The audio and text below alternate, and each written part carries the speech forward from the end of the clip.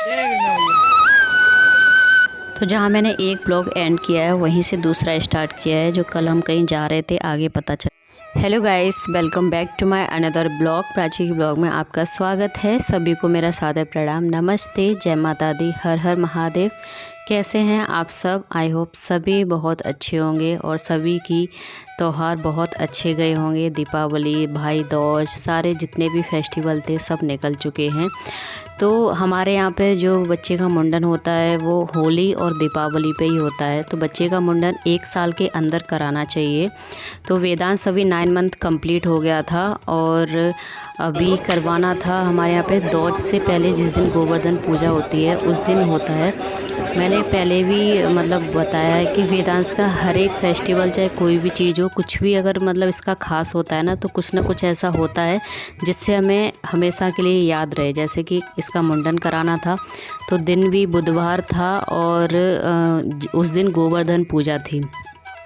तो हम बहुत दिनों से मैं टेंशन में चल रही थी कि इसका मुंडन कैसे होगा, कहाँ होगा, मुझे समझ में नहीं आ रहा था। क्योंकि देखो, अगर आपके बच्चे की जिम्मेदारी कोई बड़े लोग लेते हैं तो आपको इतनी टेंशन नहीं होती है। तो मेरे घर पे कोई ऐसा था भी नहीं जो इसका करवा लेता सब कुछ। अब हमारे बच्चे हैं तो फिर मुझे ही देखना पड़ेगा। फिर मैंने पूछा घर पे कि किस तरीके से होता है, क्या है। हमारे घर से कोई आ नहीं सकता था बिकॉज़ घर पे सबकी तबीयत बहुत ज़्यादा ख़राब चल रही है। इसी वजह से तनु भी नहीं आ पाई, मम्मी के चोट लग गई थी गिर के, तो वो चल नहीं सकती थी, इस वजह से नहीं आ पाई। तो फिर मैंने सोचा कि चलो पास में हमारे हरिद्वार पड़ता है और वो तो सबसे बेस्ट है। भोले बाबा भी हैं वहाँ पे, गंगा माँ भी हैं, तो वहीं पे मैं वेदांश का मुंडन करा दूँगी। और यहाँ पे कहीं तो जगह नहीं थी। चेष्टू का मैंने वैष्णो देवी कराया था और वेदांश का यहाँ पे। दोनों बच्चों का मैंने शुरू से सोचा हुआ था कि कहीं ना कहीं अच्छी जगह ही मुझे कराना है, जैसे लाइफ में अच्छा हो इनके साथ और मुझे याद भी रहे। और ऐसा भी ना हो कि आगे चल के बोलें कि माँ मेरा मुंडन ऐसे क्यों नहीं कराया। तो बस वही सब सोच के मैं चली गई थी। पिया को छुट्टी तो नहीं मिली थी, बहुत मुश्किल से। पहले हमने सोचा था कि हम ही लोग चले जाएंगे, दोनों लोग बाइक से, फिर बच्चों को सर्दी लगती, तो इस वजह से हम गाड़ी करके लेके गए थे। फिर मैंने ऊपर दीदी को भी बोला कि आप भी चलो। बाल हमारे यहाँ पे जो बच्चे के होते हैं ना, वो बुआ ही लेती हैं, तो वो तनु थी नहीं, इस वजह से हम ऊपर दीदी को ले गए थे और उनकी बच्चियों को ले गए थे। उन्होंने बोला था कि कोई बात नहीं, हम चल देंगे, और अगर नहीं है तनु तो वैष्णवी ले लेगी। बाल वैष्णवी उनकी बड़ी वाली बच्ची है। तो उसी ने ये सारी वीडियो बनाई है, क्योंकि हम लोग तो इसमें बैठे हुए थे। उसको बेचारे को फ़ोन वोन चलाना नहीं आता, उसे कोई मतलब नहीं है फ़ोन वगैरह से। तो जैसे भी हैं उसने वीडियो ली है एक मेमोरी के लिए, तो आप लोग देख लेना, और बहुत अच्छी ली है। वेदांश यहाँ पे हरकतें कर रहा था नोटी, तो वो कैच करने की कोशिश कर रही थी। और यहाँ पे हरिद्वार में तो आपको पता ही है बहुत सारे पंडित जी वगैरह मिल जाते हैं और बार बार मिल जाते हैं। तो ये जैसे ही हम लोग गए थे, बच्चे को देखा तो बोलने लगे कि मुंडन कराना है क्या। तो वहाँ पे पंडित जी आ गए थे और पूरा अच्छे तरीके से पूजा वगैरह अच्छे से करवाया था। मुंडन संस्कार 12 संस्कारों में से एक होता है, तो मुझे लगता है कि अच्छे से कराना चाहिए। काफ़ी जगह तो बहुत बड़ा प्रोग्राम रखा जाता है तब करवाया जाता है। तो मेरे से जितना हो सका मैंने अपने बच्चों के लिए हर एक चीज़ में बेस्ट करने की कोशिश करती हूँ। मुझे लगता है कि कोई भी चीज़ छूटना नहीं चाहिए बिल्कुल भी। हर एक इनका फेस्टिवल, हर एक चीज़ बहुत अच्छे तरीके से होना चाहिए। तो वही जितना मेरे को पता रहता है वो सब अच्छे से मैं अच्छी कोशिश करती हूँ। तो यहाँ पे पूजा चल रही है और पंडित जी ने वेदांश के सर में 5-5 चोटियाँ लगा दी हैं। तो पंडित जी बता रहे थे कि ये जब मुंडन होता है ना, तब ये इस तरीके से बांधा जाता है। 1 मिनट। तो इधर चल रही है मुंडन संस्कार की पूजा और वेदांश लगे हैं फ्लावर खाने में। अभी वो बहुत परेशान करने लग गया था, बैठ नहीं रहा था, और मुझे ये भी नहीं पता था कि मुंडन में क्या क्या चाहिए होता है, सामान वगैरह। तो मैंने अपने हिसाब से रख लिया था। मुझे याद था कि आई थिंक मुंडन करने के बाद बच्चे को नहलाया जाता है, तो वहाँ का पानी बहुत ज़्यादा ठंडा होगा, इस वजह से हमने 2-3 बोतल गर्म पानी करके बोतल में भर लिया था। सोचा था कि गंगा जी में पानी मिक्स करके ना वो इसको मैं नहला दूँगी वहीं पे, क्योंकि अगर बिल्कुल ठंडे पानी से नहलाऊँगी ना वहाँ के से तो हो सकता है कि वो बीमार वगैरह पड़ जाए, क्योंकि अभी छोटा ही है और एकदम इतने ठंडे पानी से नहा के शायद हो सकता है बीमार पड़ जाए।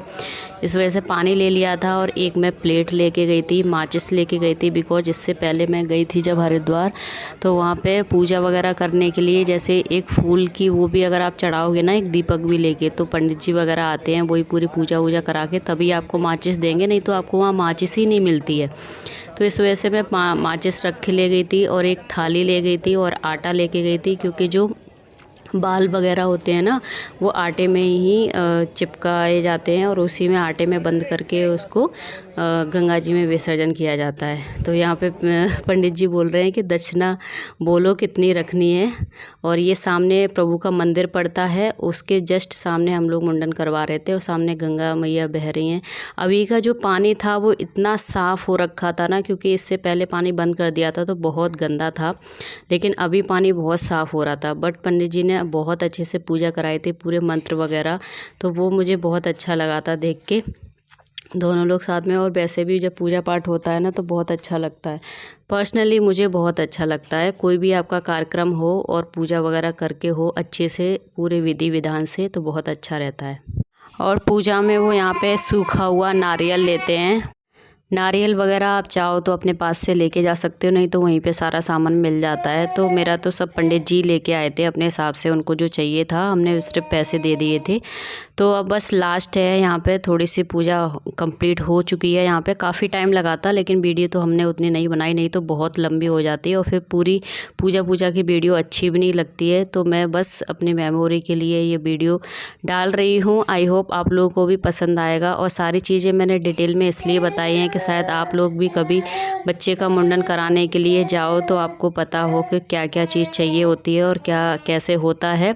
वैसे तो मैंने शायद सब कुछ बताया है, अगर कुछ भी भूल जाऊं तो आप अपने हिसाब से मुझसे पूछ सकते हो, मैं आपको बता दूंगी बस। और यहाँ पे पूजा हो गई है पूरी ख़त्म। और पूजा में बैठने के लिए बच्चे के मम्मी पापा होते हैं, दादा दादी, जो भी जाना चाहें वो सब जा सकते हैं, सब बैठ सकते हैं। और एक बात, आप लोग अगर इधर जा रहे हो हरिद्वार वगैरह मुंडन कराने के लिए तो पैसे आप खुले लेके जाना और पंडित जी को अपने हिसाब से देना, क्योंकि यहाँ पे पैसे बहुत ज़्यादा मांगते हैं। बाकी आपकी इच्छा है, ऐसा भी नहीं है, ज़बरदस्ती भी नहीं करते और ऐसे भी बोलते हैं कि आप मना भी नहीं कर सकते हो, तो वो सब अपने हिसाब से देखना पड़ता है।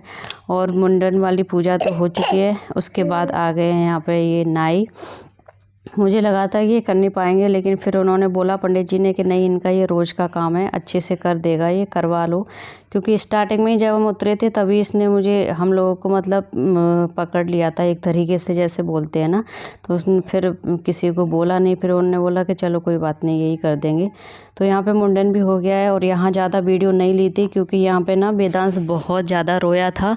तो अभी ये बाल जो आटे में ले लिए हैं सर के, इसके सारे, और इनके हमारे यहाँ पे टकली होने के बाद ना सर पे सातिया भी रखा जाता है, स्वास्तिक, तो वो भी रख दिया है। अब जा रहे हैं हम अंदर, गंगा जी में वैष्णवी जा रही है उनको विसर्जन करने के लिए। जो आटा में बाल सब दबा दिए थे और वेदांश यहाँ पे पकड़ पकड़ के देख रहा है कि मेरे बाल कहाँ ले जा रहे हो भाई, मुझे दे दो, मुझे गंजा कर दिया। तो बस पानी देख सकते हो आप कितना ज़्यादा साफ़ है। अगर अभी किसी को हरिद्वार जाना है तो जा सकते हैं। और मौसम भी बहुत अच्छा था, ऐसा नहीं है कि बहुत ज़्यादा सर्दी थी, आप लोग देख सकते हो। मैंने कोई गर्म कपड़े नहीं पहने हैं, हाँ, लेकिन बच्चे के लिए नॉर्मल सर्दी है, बहुत ज़्यादा गर्म कपड़े भी नहीं ले सकते और बहुत ज़्यादा कॉटन वाले भी नहीं ले सकते। जो हल्के गर्म होते हैं वो कपड़े मैंने वेदांश को पहना रखे हैं और वही पहने हुए थे, क्योंकि धूप बहुत तेज़ हो जाती है ना तो सर्दी बिल्कुल भी नहीं लगती है। और इधर देखो ये बाल को इधर सिरा दिया है। उसके बाद अब वेदांश को आई थी नहलाने की बारी तो देख सकते हो वेदांश कितनी तेज़ रो रहा था। पिया थोड़ा सा अंदर उसको लेके चले गए थे ना, गंगा जी में डुबकी भी लगवानी होती है 3 बार या फिर 5 बार ऐसे लगवानी होती है ना, तो वो बस वही करवा दिया था। इसके बाद हम लोग जाने की तैयारी हो गई थी। हम लोगों ने किसी ने नहीं नहाया था, बस वेदांश ने, पिया ने और चेष्टू ने नहाया था। उसके बाद हम सब लोग गाड़ी में बैठ के चल दिए हैं। अब थोड़ा सा ये गाड़ी में आके शांत हुआ था, नहीं तो बेचारा इतना डर गया था, ऐसा लग रहा है जैसे क्या ही कर दिया इसके साथ। फिर हम लोग ना सुबह से कुछ खाया भी नहीं था, तो हमने बोला, दीदी तो बोल रही थी कि हम घर पे जाके खाना बना लेंगे, मत खाओ, लेकिन बच्चे भी गए थे साथ में, तो थोड़ा लगता है ना कि बाहर जाओ और फिर खाना नहीं खाओ, कुछ भी खाओ नहीं तो अजीब सा लगता है। मुझे तो लगता है, बाकियों को लगता है या नहीं, तो मैंने बोला नहीं, घर पे नहीं बनाना, हम इधर से खा के ही चलेंगे। तो ये देहरादून वाली रोड पे कोई बड़ा सा होटल पड़ता है, मुझे इसका नाम याद नहीं आ रहा। काफ़ी अच्छा था, आप देख सकते हो, इसका लुक बहुत सुंदर था, लेकिन मैं नाम भूल रही हूँ। जब आएगा कभी भी तब बता दूँगी। और खाना भी मतलब अच्छा था, ना ज़्यादा ख़राब था ना ज़्यादा वैसा था, जिस तरीके से था वैसे बहुत अच्छा खाना था।